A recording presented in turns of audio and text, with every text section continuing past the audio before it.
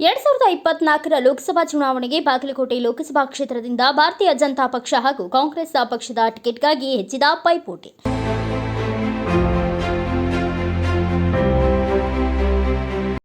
ಮುಂಬರುವ 2024ರ ಲೋಕಸಭಾ ಚುನಾವಣೆಗೆ ಈಗಾಗಲೇ ಟಿಕೆಟ್ ಆಕಾಂಕ್ಷಿಗಳನ್ನು ಹೊಂದಿರುವ ಅಭ್ಯರ್ಥಿಗಳ ಕಸರತ್ತು ನಡೆಸಿದ್ದು ಚುನಾವಣಾ ರಂಗು ಏರುತ್ತಲಿದೆ.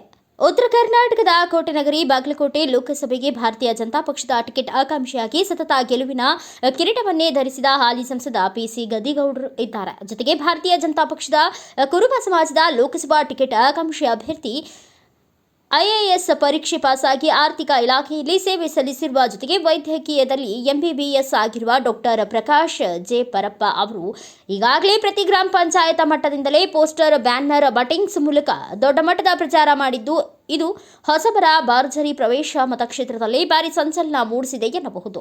ಇವರು ಕುರುಬ ಸಮಾಜದ ಪ್ರಬಲ ಟಿಕೆಟ್ ಆಕಾಂಕ್ಷಿ. ಮತಕ್ಷೇತ್ರದಲ್ಲಿ ಡಾಕ್ಟರ್ ಪ್ರಕಾಶ್ ಹಾಗೂ ಅವರ ಧರ್ಮಪತ್ನಿ ಪ್ರತಿ ಗಲ್ಲಿಗಳಲ್ಲಿಯೂ ಎಂಪಿ ಚಾಯ್, ಮೋದಿ ಪ್ರಕಾಶ್ ಚಾಯ್ ಎನ್ನುವ ಜನಸ್ಪಂದನ ಕಾರ್ಯಕ್ರಮ ಹಾಗೂ ಎಂಪಿ ಚಾಯ್ ಇನ್ನು ಕುಂಕುಮ ಸೌಭಾಗ್ಯ ಎನ್ನುವ ಮಹಿಳಾ ಜನಸ್ಪಂದನ ಕಾರ್ಯಕ್ರಮವನ್ನ ಮಾಡ್ತಾ ದೊಡ್ಡ ಪ್ರಮಾಣದಲ್ಲಿ ಜನಸಾಮಾನ್ಯರ ಕುಂದುಕೊರತೆಗಳ ಬಗ್ಗೆ ಅಭಿಯಾನ ಮಾಡಿದ್ದಾರೆ.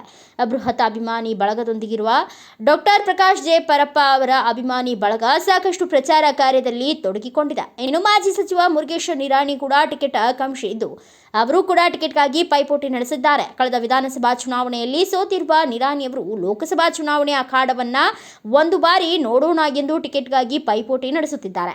ಇನ್ನು ಬಾಗಲಕೋಟೆ ಲೋಕಸಭಾ ಮತಕ್ಷೇತ್ರದ ಹಳೆ ಹುಲಿ ಹಾಗೂ ಹಾಲಿ ಸಂಸದ ಸತತ ಗೆಲುವಿನ ಕಿರೀಟವನ್ನು ಧರಿಸುತ್ತಾ ಬಂದಿರುವ ಪಿಸಿ ಗದ್ದಿಗೌಡರು ಮತಕ್ಷೇತ್ರದಲ್ಲಿ ಜನತೆಯ ಜೊತೆ ಜನಸ್ಪಂದನೆಯಾಗಲಿ, ಅಭಿವೃದ್ಧಿ ಯೋಜನೆಗಳನ್ನು ತಂದು ಕೆಲಸ ಮಾಡುವುದರಲ್ಲಿ ಮತದಾರರ ಮನ ಗೆಲ್ಲುವಲ್ಲಿ ಎಲ್ಲೋ ಒಂದು ಕಡೆ ವಿಫಲವಾಗಿದ್ದಾರೆ ಎನ್ನುವುದು ಸಾರ್ವಜನಿಕ ವಲಯದಲ್ಲಿ ಕೇಳಿಬಂದ ವಿಚಾರ.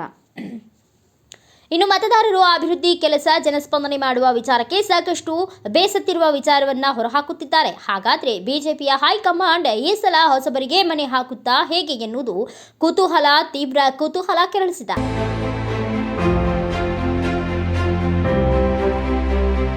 ಇತ್ತ ಕಾಂಗ್ರೆಸ್ ಪಕ್ಷದಿಂದ ಮಾಜಿ ಜಿಲ್ಲಾ ಪಂಚಾಯತ್ ಮಾಜಿ ಅಧ್ಯಕ್ಷೆ ಶ್ರೀಮತಿ ವೀಣಾ ಕಾಶಪ್ಪನವರ್ ಪ್ರಬಲ ಟಿಕೆಟ್ ಆಕಾಂಕ್ಷಿಯಾಗಿದ್ದು, ಇನ್ನುಳಿದ ಕಾಂಗ್ರೆಸ್ನ ಮಾಜಿ ಸಚಿವ ಅಜಯ್ ಕುಮಾರ್ ಸರ್ನಾಯಕ್, ಬಸವಪ್ರಭು ಸರ್ನಾಡಗೌಡ, ಶ್ರೀಮತಿ ರಕ್ಷಿತಾ ಭರತ್ ಕುಮಾರ್ ಇಟಿ ಇವರುಗಳು ಕೂಡ ticket ಆಕಾಂಕ್ಷಿಯಾಗಿದ್ದಾರೆ.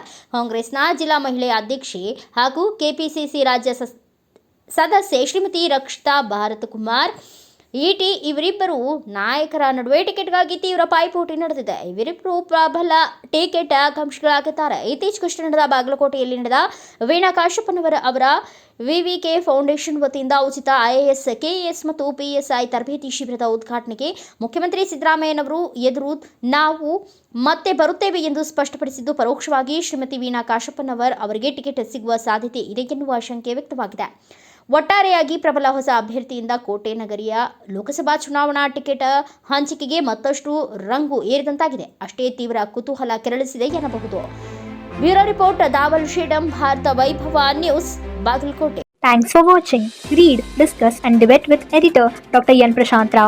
Wanted reporters in print, digital and visual media for Bharat Vaibhav Daily Newspaper, BV News Channel and BV Fast Web News from all the talukas of Karnataka. If interested, send your resume to 9482633333.